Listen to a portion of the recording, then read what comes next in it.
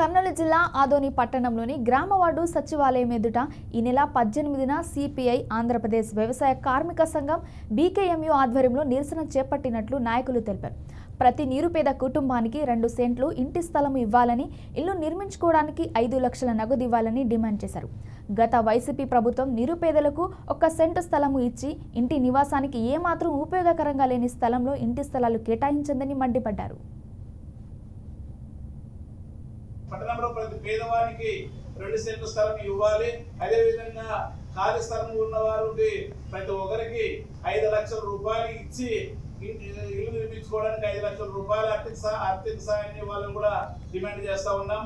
నిజంగా గత వైసీపీ ప్రభుత్వ హయాంలో పేదలకు గ్రామాల్లో 1.5 సెంటు, పట్టణాల్లో 1 సెంటు చొప్పున ఇళ్ల స్థలాలు పట్టాలు ఇవ్వడం జరిగింది. ఆ ఇళ్ల స్థలాలు పట్టణాలకు సుదూరంగా నివాస యోగ్యం కాని ప్రాంతాల్లో కేటాయించడం జరిగింది.